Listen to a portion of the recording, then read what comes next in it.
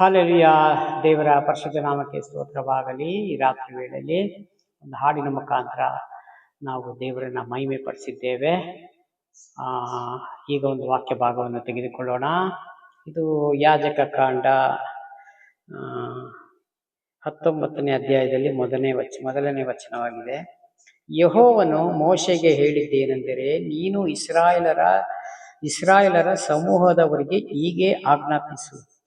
ದೇವರು ತಾನೇ ಮೋಶೆಗೆ ಇಸ್ರಾಯೇಲರ ಕುಟುಂಬಕ್ಕೆ, ಇಸ್ರಾಯೇಲರ ಜನಾಂಗಗಳಿಗೆ ನೀನು ಈ ರೀತಿ ಅಂತ ಆಜ್ಞಾಪಿಸು, ನಾನು ಏನು ಹೇಳ್ತೀನೋ ಅದನ್ನ ಆಜ್ಞಾಪಿಸು ಅಂತ ದೇವರು ಮೋಶೆ ಮುಖಾಂತರವೇ ಅಲ್ಲಿ ದೇವರು ಆಜ್ಞಾಪಿಸಕ್ಕೆ ಒಂದು ಮಾತನಾಡ್ತಾರೆ. ಮೋಶೆಗೆ, ನಿಮ್ಮ ದೇವರಾದ ಯೆಹೋವನೆಂಬ ನಾನು ಪರಿಶುದ್ಧನಾಗಿರುವ ಪ್ರಕಾರ ನೀವು ಪರಿಶುದ್ಧರಾಗಿರ್ರಿ. ಹಾಲೆಲೂಯ. ಇಲ್ಲಿ ವಾಕ್ಯ ಸ್ಪಷ್ಟವಾಗಿ ಹೇಳ್ತದೆ, ದೇವರು ಪರಿಶುದ್ಧನಾಗಿರುವ ಪ್ರಕಾರ ತನ್ನ ಮಕ್ಕಳು ಹಾಗೆ ಪರಿಶುದ್ಧರಾಗಿರ್ಬೇಕು ಎಂಬುದಾಗಿ ದೇವರ ಆಸೆ ಪಡ್ತಾರೆ. ಹಾಲೆಲೂಯ. ಅದರಲ್ಲಿ ಎರಡು ಮಾತಿಲ್ಲ. ಯಾಕಂದ್ರೆ ವಾಕ್ಯ ಹೇಳ್ತದೆ, ಪರಿಶುದ್ಧತೆ ಇಲ್ಲದೆ ಪರಲೋಕವನ್ನು ಯಾರೂ ಕಾಣಲಾರ. ಆ ಪರಿಶುದ್ಧತೆ ಅಂದ್ರೆ ಏನು? ನಾವು ಶುದ್ಧವಾಗಿರೋದಲ್ಲ, ನಮ್ಮ ಆತ್ಮ ಶುದ್ಧಿ ಇರಬೇಕು, ವಾಕ್ಯ ಕಲಿಬೇಕು, ವಾಕ್ಯದಲ್ಲಿ ಮಾತನಾಡಬೇಕು.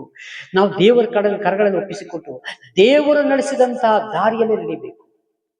ಈಗ ಮೋಶೆಗೆ ದೇವರು ಬೆಟ್ಟದಲ್ಲಿ ಕರೆದ್ರು, ನೀನು ಹೋಗಿ ಆ ಇಸ್ರಾಯೇಲ್ ಜನಗಳಿಗೆ ಹೋಗಿ ಬಿಡುಗಡೆ ಮಾಡಿಕೊಂಡು ಕರ್ಕೊಂಡು ಬಾ. ಹಾಲೆಲೂಯ. ಅವನು ಹೇಳ್ತಾನೆ, ಅಷ್ಟು ದೊಡ್ಡ ದೇಶ, ಅಷ್ಟು ದೊಡ್ಡ ರಾಜ್ಯ ಇದೆ, ಫರೋಹನ ಇದ್ದಾರೆ, ಅವ್ರ ಕೈಯಿಂದ ನಾನು ಹೇಗೆ ಕರ್ಕೊಂಡ್ಬರಕ್ಕೆ ಸಾಧ್ಯ? ಅದಕ್ಕೆ ದೇವರು ಹೇಳ್ತಾರೆ, ನಿನ್ನಿಂದ ಆಗೋದು ನನಗೆ ಗೊತ್ತು, ಆದರೆ ನಾನು ನಿನ್ನ ಜೊತೆಲಿ ನಾನು ಹೇಳಿ ಕಳಿಸ್ತೇನೆ. ನನ್ನ ಶಕ್ತಿ, ನನ್ನ ಬಲ ನಿನಗೆ ಉಪಯೋಗ ಆಗ್ತದೆ, ಹೋಗು. ಅವಾಗ ಆ ದೇವರು ಹೇಳಿದ ಮೆರಿಗೆ ಆತನು ಹೋಗ್ತಾನೆ. ಯಾಕಂದ್ರೆ ಅವನಲ್ಲಿ ಸ್ವಂತ ಬುದ್ಧಿ ಯಾವುದು ಉಪಯೋಗ ಮಾಡಲಿಲ್ಲ. ಹಾಲೆಲೂಯ. ದೇವರು ತಾನೇ ಪ್ರಕಟ ಮಾಡಿದ ಪ್ರೀತಿ ಅದೇ ಆ ಮೆರಿಗೆನೆ ದೇವರು ಹೇಗೆ ಪ್ರಕಟ ಮಾಡಿದ್ರು ಅದೇ ಇದಾಗಿ ಆತನು ಹೋಗಿ ಆ ಮೋಶೆ ಐಗುಪ್ತ ದೇಶದಲ್ಲಿ ಹೋಗಿ ದೇವರು ಹೇಳಿದ ಮಾತುಗಳನ್ನ ಅಲ್ಲಿ ಹೇಳಿ ಅವರಿಗೆಲ್ಲ ಬಿಡುಗಡೆ ಮಾಡಿದ್ರು. ಅದನ್ನ ಮಾತನಾಡಕ್ಕೆ ಹೋಗಿದ್ರೆ ತುಂಬಾ ದೊಡ್ಡ ವಾಕ್ಯ ಆಗ್ತದೆ, ಇದು ಅದೇ ಒಂದು ಸಬ್ಜೆಕ್ಟ್ ಆಗ್ತದೆ, ಅದಕ್ಕಾಗಿ ನಾವು ಹೋಗಲ್ಲ. ಹಾಗಾಗಿ ಆ ರೀತಿಯಾಗಿ ದೇವರಿಂದ ಒಂದು ತೆಗೆದುಕೊಂಡು ಆತನು ಹೋಗಿ ಜನಗಳಿಗೆ ಬಿಡಿಸಿಕೊಂಡು ಬಂದಿದ್ದಾನೆ. ಹಾಲೆಲೂಯ. ಹಾಗಾಗಿ ಇಲ್ಲಿ ದೇವರ ಮಾತು ಕೇಳಿದ್ರೆ ಎಲ್ಲಾ ನಡೀತದೆ ಅಂತ ಅರ್ಥ. ಮೋಶೆಗೆ ಹೇಗೆ ದೇವರಾಗಿದ್ದೀನೋ ಅದೇ ರೀತಿ ನಿಮಗೂ ನಾನು ದೇವರಾಗಿದ್ದೇನೆ. ಏನಂದ್ರೆ, ನನ್ನ ಮಾತನ್ನ ಕೇಳಿ, ನಾನು ಪರಿಶುದ್ಧನಾಗಿರೋ ಪ್ರಕಾರ ನೀವು ಪರಿಶುದ್ಧರಾಗಿರಿ. ಪರಿಶುದ್ಧತೆ ಇಲ್ಲದೆ ಪರಲೋಕ ಯಾರು ಕಾಣಲಾರಿ. ಹಾಲೆಲೂಯ. ಕೆಳಗಡೆ, ಪ್ರತಿಯೊಬ್ಬನು ತನ್ನ ತಾಯಿ ತಂದೆಗಳ ವಿಷಯದಲ್ಲಿ ಭಯ ಭಕ್ತಿಯಿಂದ ನಡೆದುಕೊಳ್ಳಬೇಕು. ಹಾಲೆಲೂಯ. ಪ್ರತಿಯೊಬ್ಬನು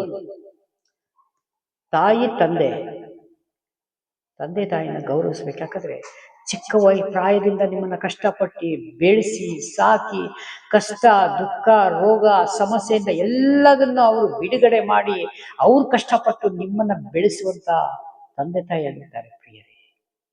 ಅವ್ರಿಗೆ ಯಾವತ್ತೂ ನೀವು ಆಶಾಭಂಗ ಆಗುವ ಹಾಗೆ ನಡ್ಕೊಳ್ಬಾರ್ದು, ಮಾತನಾಡಬಾರ್ದು. ಯೆಹೋವನ ಭಯವೇ ಜ್ಞಾನಕ್ಕೆ ಮೂಲ. ಹಾಲೆಲೂಯ. ತಂದೆ ತಾಯಿ ಸತ್ಯದ ವಚನವನ್ನ ದೇವರನ್ನ ಪರಿಚಯ ಮಾಡಿಕೊಳ್ಳುವಾಗ ಯಾವುದೇ ಕಾರಣಕ್ಕೂ ನಾವು ಹಿಂಜಾರಿ ಹೋಗ್ಬಾರ್ದು. ಅದು ನನ್ನ ತಂದೆ ಯಾಕೆ ಈ ರೀತಿಯಾಗಿ ವಾಕ್ಯ ಹೇಳ್ತಾ ಇದ್ದಾರೆ, ತಾಯಿ ಏನು ಬೋಧನೆ ಮಾಡ್ತಾ ಇದೆ ಎಂಬುದಾಗಿ ನಿಮ್ಮನ್ನ ನೀವು ಪರೀಕ್ಷೆ ಮಾಡಿಕೊಂಡು ಅದರಲ್ಲಿ ಬೆಳಿಬೇಕು, ಕಲಿಬೇಕು ಪ್ರಿಯರೇ. ಆವಾಗ ಇಲ್ಲಿ ವಾಕ್ಯ ಹೇಳಿದ ಪ್ರಕಾರ ನೀವು ದೇವರಲ್ಲಿ ಒಳಗಾಗಿದ್ದೀರಿ ಅಂತ ಅರ್ಥ. ಹಾಲೆಲೂಯ. ಇಲ್ಲಿ ಕೇಳಿ ಇಲ್ಲಿ ಬಿಡೋದಲ್ಲ, ಇಲ್ಲಿ ವಾಕ್ಯ ಕೇಳಿ ವಾಕ್ಯ ಬಿಡುವುದಲ್ಲ, ಈ ಕಿವಿಂದ ಕೇಳಿ ಆ ಕಿವಿಂದ ಬಿಡುವುದಲ್ಲ ಪ್ರಿಯರೇ. ಇದನ್ನ ನಮ್ಮ ಒಳಗಡೆ ನಾವು ತೆಗೆದುಕೊಳ್ಬೇಕಾಗಿದೆ. ಅವಾಗ ಏನಾಗ್ತದೆ, ದೇವರ ಆತ್ಮ ನಮ್ಮೊಳಗೆ ಕಾರ್ಯ. ಅವಾಗ ಸತ್ಯದ ಆತ್ಮನು ಸಕಲ ವಿಷಯದಲ್ಲಿ ನಮ್ಮನ್ನ ಸತ್ಯತೆಯಲ್ಲಿ ನಡೆಸೋರಾಗಿದ್ದಾರೆ. ಏಕೆಂದ್ರೆ ದೇವರು ಪರಿಶುದ್ಧನಾಗಿರೋ ಪ್ರಕಾರ ನಾನು ನಾನು ಪರಿಶುದ್ಧವಾಗಿದ್ದರೆ ಮಾತ್ರವೇ ನಮ್ಮ ಒಳಗೆ ಪವಿತ್ರಾತ್ಮರು ಕಾರ್ಯ ಮಾಡಲಿಕ್ಕೆ ಸಾಧ್ಯ ಆಗ್ತದೆ. ಹಾಲೆಲೂಯ. ಇಲ್ಲದೆ ಇದ್ರೆ ನಾವು ಬರೀ ಮಾತನ್ನ ಮೇಲೆ ನಾವು ದೇವ್ರನ್ನ ನಂಬಿಸೋದಾದ್ರೆ ಸಾಧ್ಯವೇ ಇಲ್ಲ. ಒಂದು ದಿವಸ ನಾವು ಸುಮ್ಮನೆ ಹಾಗೆ ಪ್ರಾರ್ಥನೆ ಮಾಡ್ಕೊಳ್ತಾ ಹಾಗೆ ವಾಕ್ಯವನ್ನು ಓದ್ಕೊಳ್ತಾ ಇದ್ರೆ ಏನೂ ಉಪಯೋಗಿಲ್ಲ ಪ್ರಿಯರೇ. ಇದು ಯಾವಾಗ ನಾವು ಒಳಗಡೆ ನಾವು ಅಳವಡಿಕೆ ಮಾಡ್ಕೊಳ್ತೀವೋ ಅವಾಗ ದೇವರ ಕಾರ್ಯ ನಮ್ಮ ಒಳಗಡೆ ಜರೀತದೆ. ನಾವು ಪ್ರಾರ್ಥನೆ ಮಾಡಿದಾಗ ಎಲ್ಲ ಬಿಡುಗಡೆ ಆಗ್ತದೆ. ಅನೇಕರ ವಿಷಯದಲ್ಲಿ ಹೋಗಿ ನಾವು ಪ್ರಾರ್ಥನೆ ಮಾಡುವಾಗ ಅವರಿಗೆ ಬಿಡುಗಡೆ ದೇವರು ಕೊಡ್ತಾರೆ, ದೆವ್ವಗಳನ್ನ ಬಿಡಿಸ್ಲಿಕ್ಕೆ. ಯಾಕಂದ್ರೆ ನಾನಿಲ್ಲಿ ಮಾಡಿದ್ದೇನೆ, ನೀವು ಎಲ್ಲ ಲೋಕದ ಕಟ್ಟೆ ಕಡೆ ಹೋಗಿ ನೀವೆಲ್ಲ ದೆವ್ವಗಳನ್ನ ಬಿಡಿಸ್ರಿ, ಭೂತಗಳನ್ನ ಬಿಡಿಸಿ, ಪ್ರತಿ ಒಂದು ರೋಗವನ್ನ ಸ್ವಸ್ಥತೆ ಮಾಡ್ರಿ, ದೇವರ ವಾಕ್ಯವನ್ನ ಸಾರ್ರಿ ಎಂಬುದಾಗಿದೆಯಲ್ಲ. ಸುಮ್ಮನೆ ದೇವರು ಹೇಳಿಲ್ಲ ಪ್ರಿಯರೇ. ನಾವು ಫಸ್ಟ್ ಸರಿ ಇದ್ದರೆ ಮಾತ್ರ ಅಲ್ಲಿ ಒಳಗಡೆ ದೇವರ ಕಾರ್ಯ ನಡೀತದೆ ಎಂಬುದಾಗಿ ವಾಕ್ಯ ತೋರಿಕೆ ಆಗ್ತದೆ. ಹಾಲೆಲೂಯ. ಹಾಗಾಗಿ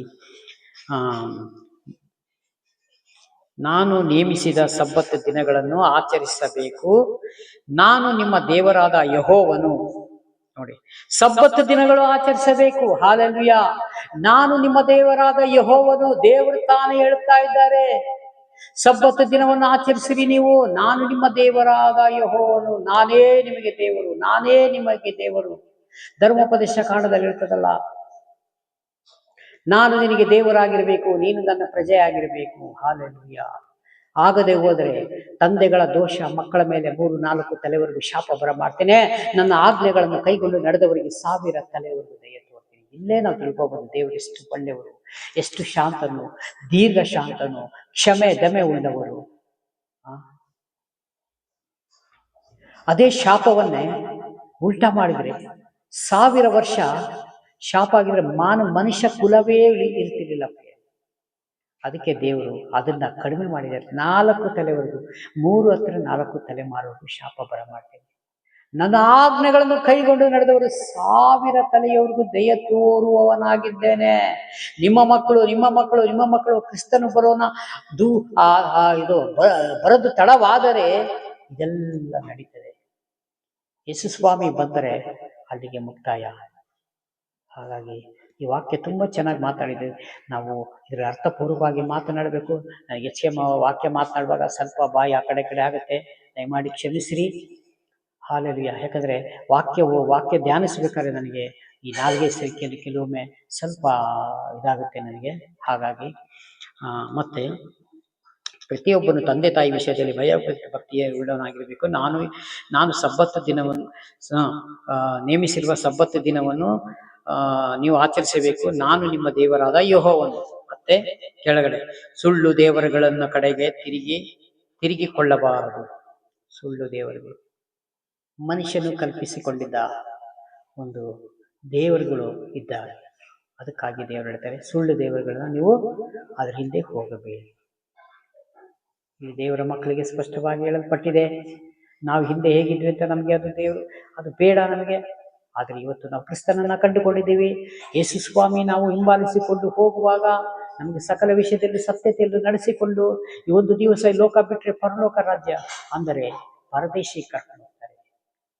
ಆಮೇಲೆ ಇದೆಲ್ಲ ಮುಗಿದ ಮೇಲೆ, ಪ್ರಕಟಣೆ ಗ್ರಂಥದಲ್ಲಿರೋದೆಲ್ಲ ಮುಗಿದ ಮೇಲೆ ದೇವರು ತಾನೇ ನಮ್ಮನ್ನು ಪರಲೋಕ ರಾಜ್ಯಕ್ಕೆ ಸೇರಿಸಿದ್ದಾರೆ. ಆ ಜವಾಬ್ದಾರಿಯನ್ನು ದೇವರು ತೆಗೆದುಕೊಂಡಿದ್ದಾರೆ. ಆ ಜವಾಬ್ದಾರಿಗೆ ನಾವು ಅದನ್ನ ವಿಧೇಯರಾಗಿ ನಡಿಬೇಕು ಅಂತ ದೇವರು ಹೇಳ್ತಾರೆ. ಹಾಲೆಲೂಯ. ಹಾಗೂ ಕೊಟ್ಟಂತ ಸಂದೇಶಕ್ಕಾಗಿ ಸ್ತೋತ್ರ. ಮತ್ತೆ ಕೆಳಗಡೆ ಒಂದು ವಾಕ್ಯ ಇದೆ, ಮಾಡಿಕೊಳ್ಳಬಾರದು, ದೇವರೊಂದು ಎರಕದ ವಿಗ್ರಹಗಳನ್ನು ಮಾಡಿಕೊಳ್ಳಬಾರದು, ನಾನು ನಿಮ್ಮ ದೇವರಾದ ಯೆಹೋವನು. ಈ ಎರಕದಿಂದ ವಿಗ್ರಹಗಳನ್ನ ಮಾಡಿಕೊಳ್ಳಬಾರದು ಅಂತ ಸ್ವಾಮಿ ಸ್ಪಷ್ಟವಾಗಿ ಹೇಳ್ತಾರೆ. ಯಾಕಂದ್ರೆ ಮೋಶೆಗೆ ಹೇಳಿದ ಪ್ರಕಾರ, ಮೋಶೆ, ಮನುಷ್ಯನು ನನ್ನನ್ನ ನೋಡ್ಲಿಕ್ಕೆ ಆಗೋದಿಲ್ಲ, ದೇವರನ್ನ ಮನುಷ್ಯ ನೋಡಕ್ಕ ಸಾಧ್ಯವೇ ಇಲ್ಲ. ಹಾಲೆಲೂಯ. ನೀವು ಸುಟ್ಟು ಹೋಗ್ತೀರಿ ಅಂತ ಹೇಳ್ತಾರೆ. ಹಾಗಾಗಿ ನಾವು ಯಾವಾಗ ದೇವರನ್ನ ನೋಡ್ಬೇಕಂದ್ರೆ ಆತ್ಮಿಕ ಕಣ್ಣು ತೆರೆದರೆ ಮಾತ್ರ, ದೇವರ ವಾಕ್ಯದಲ್ಲಿ ಬೆಳೆದು ಪವಿತ್ರಾತ್ಮನ ಅನ್ಯತೆ, ಐಕ್ಯತೆ, ಪ್ರೀತಿಯಲ್ಲಿ ಇದ್ದು ನಾವೆಲ್ಲ ವಿಷಯದಲ್ಲೂ ನಾವು ಸ್ಟ್ರೈಟ್ ಆಗಿ ಇರುವುದಾದರೆ ಅವಾಗ ನಮ್ಮ ಆತ್ಮಿಕ ಕಣ್ಣುಗಳಿಗೆ ದೇವರು ಕಾಣುವಂಥವರಾಗಿದ್ದಾರೆ. ಹಾಲೆಲೂಯ. ಯಾಕಂದ್ರೆ ಎಸ್ಕೇಲ ಗ್ರಂಥದಲ್ಲಿ ನೋಡುವಾಗ 37ನೇ ಅಧ್ಯಾಯದಲ್ಲಿ ಆ ಎಸ್ಕೇಲನಿಗೆ ನೋಡಿ, ಆತನಿಗೆ ಅವನು ದೇಹವನ್ನು ಬಿಟ್ಟು ಆತ್ಮವನ್ನು ತೀರಾ ಒಣಗಿದ ಎಲುಬಿಗೆ ಕರ್ಕೊಂಡು ಹೋಯ್ದ್ರು ಅಂತ ವಾಕ್ಯ ಹೇಳ್ತದೆ. ಹಾಗಾದ್ರೆ ಅರ್ಥ ಏನದು?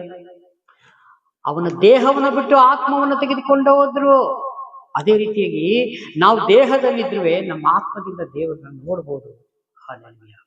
ಹಾಗಾಗಿ ನಾವು ಏನು ಬೇಡ, ನಮಗೆ ನಾವು ಸರ್ವಶಕ್ತನಾದ ದೇವರನ್ನ ನಂಬಿ ಶಾಂತನಾಗಿದ್ದು ನಾವು ನಂಬಿಕೆ ಉಳ್ಳವರಾಗಿ ಪ್ರೀತಿಯಿಂದ ಕರುಣೆಯಿಂದ ಎಲ್ಲರಿಗೂ ನಾವು ಪ್ರೀತಿ ಕರುಣೆಯಿಂದ ತೋರಿಸಿಕೊಂಡು ನಮ್ಮಲ್ಲಿರುವುದಂತನ್ನ ಪ್ರಾರ್ಥನೆಯಿಂದ ಹೆಚ್ಚಾಗಿ ಬಲಗೊಂಡು ದೇವರ ನಾಮ ಮಹಿಮೆ ಪಡಿಸುವಂತೆ ಎಲ್ಲ ದೇವರು ನಡೆಸ್ತಾರೆ ಎಂಬುದಾಗಿ ಆ ನಂಬಿಕೆಯಿಂದ ಶಾಂತ ರೀತಿಯಲ್ಲಿ ನಾವು ಇರುವುದಾದರೆ ಖಂಡಿತ ನಮಗೆ ದೇವರು ಸಹಾಯ ಮಾಡೇ ಮಾಡ್ತಾರೆ.